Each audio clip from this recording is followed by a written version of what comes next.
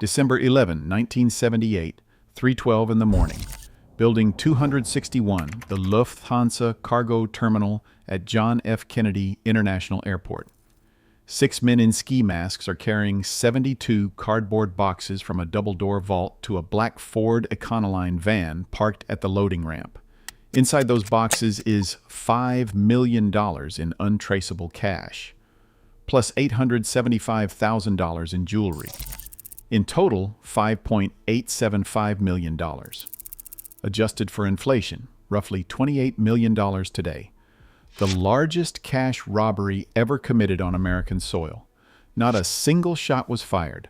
No alarms were triggered.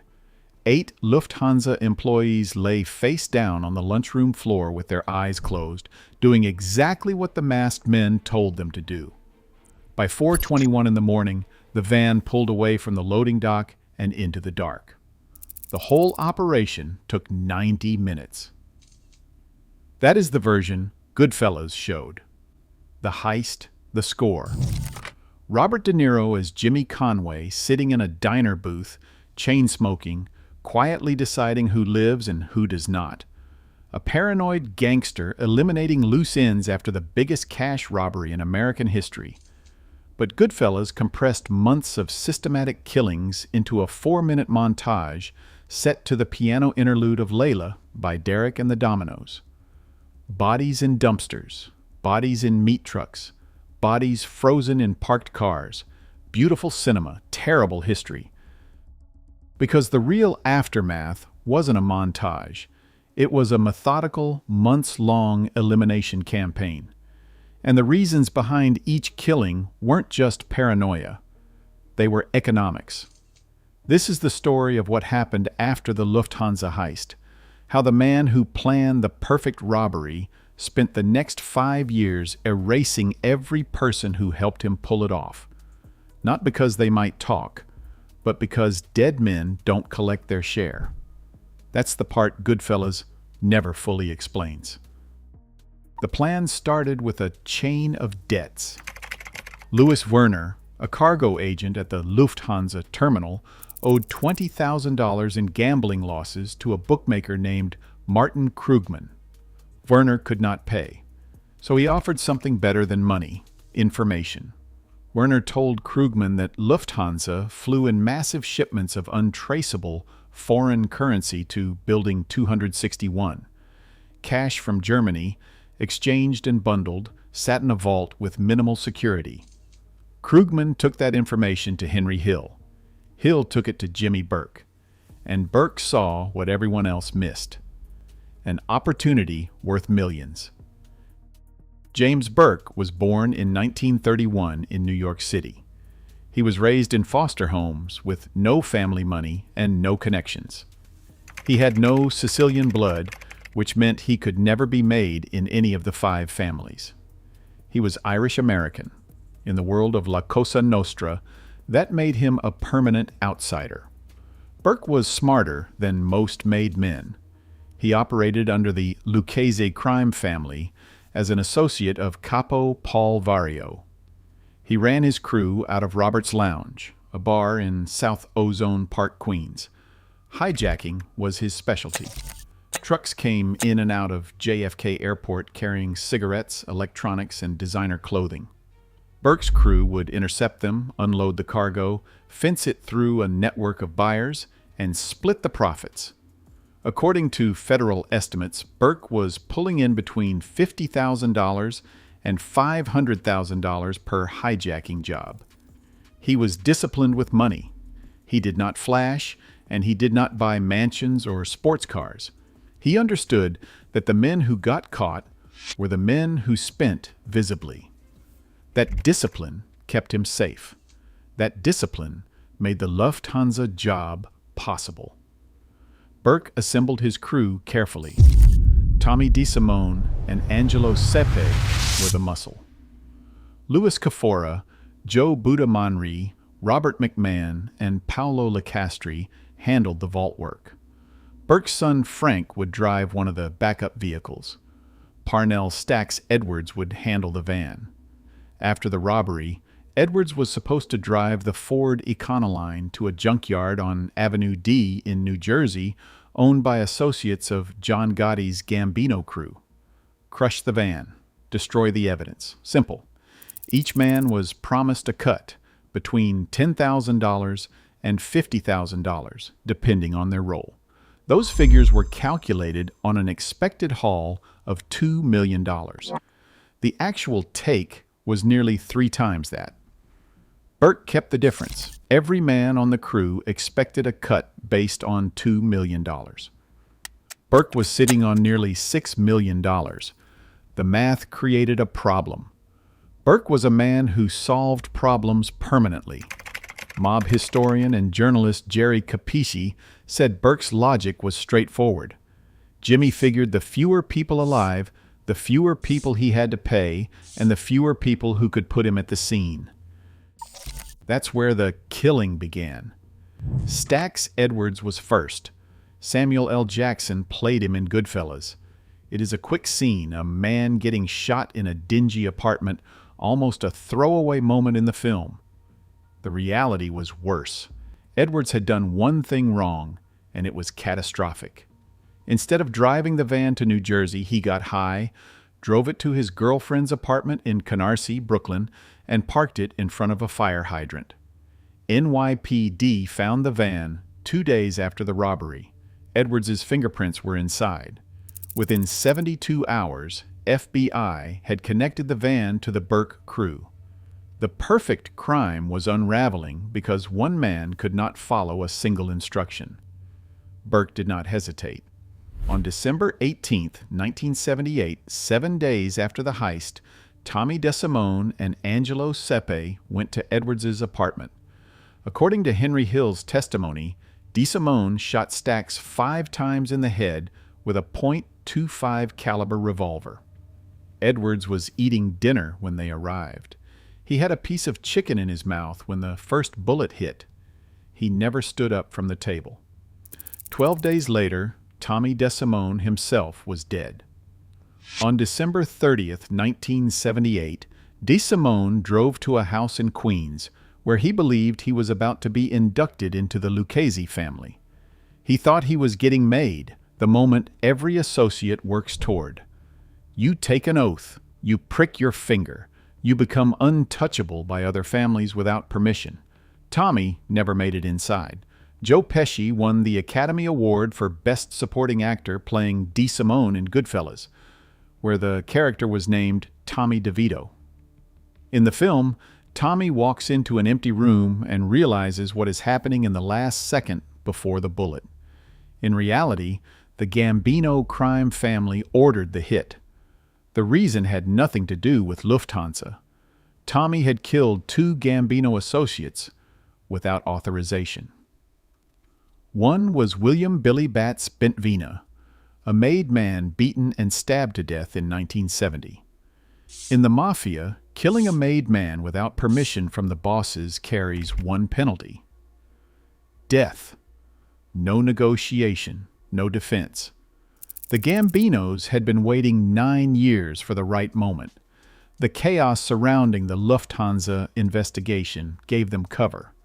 With FBI circling Burke's crew, one more missing associate would not raise questions. Tommy DeSimone's body has never been found. Then came Martin Krugman, the bookmaker, the man who brought the Lufthansa tip to Henry Hill in the first place. Without Krugman's connection to Louis Werner, Burke never hears about Building 261. Without Krugman, there is no heist. After the robbery, Krugman expected a significant cut. He had been the one who delivered the opportunity. He had connected the dots, and he believed that entitled him to a real share of $5,875,000. Burke disagreed. As far as Burke was concerned, Krugman had done nothing but pass along a tip. He had not planned the job. He had not been inside the terminal. He had not carried a single box. And now he wanted a piece of $5,875,000. According to Hill's testimony, Krugman kept pressing, showing up at bars, calling Burke, confronting him at social gatherings. Hill testified that Burke told him, "This guy's gonna get us all pinched. He won't shut his mouth." In January 1979, roughly 1 month after the heist, Burke and Angelo Sipe lured Krugman to a mob-run bar on Rockaway Boulevard in Queens. They killed him, then they dismembered the body. Goodfellas showed the character Maury, based on Krugman, taking an ice pick to the back of the skull in a car. Quick, almost comedic in its setup, with Maury rambling about his wig business seconds before he dies. The real killing was slower. The disposal was thorough enough that 45 years later, Martin Krugman's remains have never been found. Then, Louis Kafora. Kafora was part of the original robbery crew. His job after the heist was laundering the cash, moving it through businesses, converting it into clean money. Burke gave every member of the team one rule: do not buy anything flashy. Do not change your lifestyle. Do not give the FBI a reason to look at you. Because in organized crime, that is how federal investigations build, not through dramatic confessions or wiretaps, but through paperwork, through IRS filings, through a man who earned $30,000 a year on the books suddenly driving a brand new Cadillac. Agents do not need to prove a robbery. They just need to prove you are spending money you cannot explain. And that is a federal case waiting to happen. Kafora bought a brand new Cadillac. Burke found out. The decision was immediate. Kafora and his wife disappeared in the early months of 1979. Their bodies have never been recovered. Then Joe Buddha Monry and Robert McMahon, both members of the original 6-man crew that walked into Building 261. Both disappeared shortly after the heist. In June 1979, their bodies were found in the back of a car that had been sitting in a parking lot through the winter and into the spring, shot execution style, frozen solid. Goodfellas showed that image, the car, the bodies, part of the Layla montage. But the film did not explain why these two men specifically had to die. The answer was the same as every other killing. They could connect Burke to the robbery. And Burke had decided that the cost of paying shares was higher than the cost of bullets. And then there was Angelo Sipe. Sipe was Burke's most trusted weapon. He helped kill Stax Edwards. He helped kill Martin Krugman. He carried out multiple hits on Burke's orders. When Burke needed someone eliminated, Sipe was the man who did it. But in the mafia, enforcers are tools, and tools become liabilities when they know too much. In 1984, 6 years after Lufthansa, Angelo Sipe was arrested on drug charges. Burke feared he would cooperate with federal prosecutors to reduce his sentence. Sipe was shot dead in front of his children. Even the hitman was not safe from the man who hired him. The one person who survived the Lufthansa aftermath was Henry Hill. He was the lone survivor. Hill had been part of Burke's crew since he was a teenager. Hijackings, loan sharking, drug dealing. He was the man who delivered the Lufthansa tip to Burke. He was present for the planning. He knew everything. By 1980, Hill was drowning. Drug addiction, federal charges, and the growing certainty that Burke was working through a list and his name was somewhere on it. Hill later said that Burke had started acting differently around him. Jimmy began inviting him to places he did not want to go. He would say, "Come take a ride with me," and Hill knew what taking a ride meant. He had seen it happen to everyone else, quieter, more distant, meetings in locations that felt wrong. Hill recognized the pattern. He had watched it play out with Stax Edwards, with Martin Krugman, with Louis Kafora. He knew what came next. So Hill made the decision that violated the most fundamental rule of organized crime, the rule that held the entire structure together, the rule that was more sacred than any oath or ceremony. He became an informant. Henry Hill went to the FBI. He testified against Jimmy Burke and Paul Vario.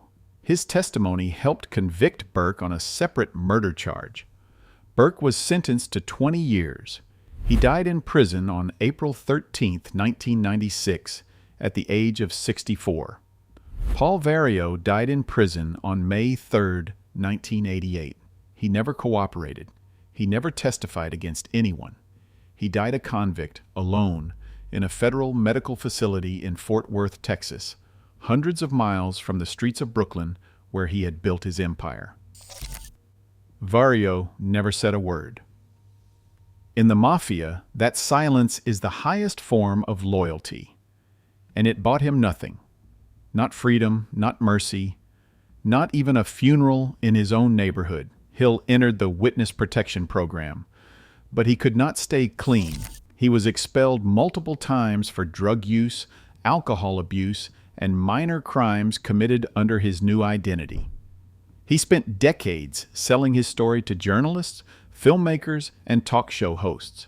Henry Hill died in 2012 at the age of 69. The total body count linked to the Lufthansa aftermath stands at a minimum of 6 confirmed murders. Possibly more, bodies that were never found, disappearances that were never solved. The $5.9 million in cash and jewelry was never recovered, not a single dollar.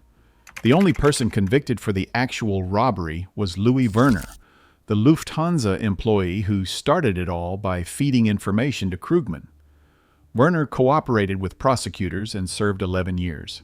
Everyone else connected to the heist was either murdered, disappeared, or died in prison. Vincent Asaro, a Bonanno associate connected to the heist, was recorded on FBI wiretaps years later, still bitter about the money. "We never got our right money, what we were supposed to get," Asaro said. "We got fucked all around. That fuckhead Jimmy kept everything." And that reveals something fundamental about how the mafia actually operates. The heist itself was a collaboration, a team effort, men working together, trusting each other, following a plan. But the aftermath was pure capitalism. Every dead man was a simplified balance sheet. Every bullet was a dividend. Jimmy Burke didn't lose his mind after Lufthansa. He didn't spiral into paranoia and start killing randomly. He made a series of calculated business decisions. Each murder solved a specific problem. Edwards threatened exposure. Krugman demanded payment. Kafora drew attention. Manry and McMahon were witnesses. Sepe knew too much. The violence was personal, but the logic behind the violence was cold. That's the pattern you see over and over in organized crime. Men are killed not because of anger, but because of arithmetic. The cost of a bullet is nothing. The cost of a witness is everything. And the cost of splitting $5.9 million 7 ways is significantly more than splitting it one way. That's how the mafia actually works. Not as a brotherhood bound by oaths, but as a machine that consumes the people who build it. Burke is buried in a modest plot at St. Charles Cemetery in Farmingdale, Long Island. No monument, no tribute, just a name and 2 dates. 60 miles from JFK Airport, 60 miles from Building 261, 60 miles from the vault where 72 boxes of cash disappeared into a black van on a cold December morning in 1978. If this story revealed the real aftermath that Goodfellas could not show, hit subscribe. We go deeper than any movie ever will. Drop a comment. Do you think Henry Hill made the right call turning informant? Or was he just trading one kind of prison for another? Because on this channel, we do not just retell the legends. We uncover what really happened and why.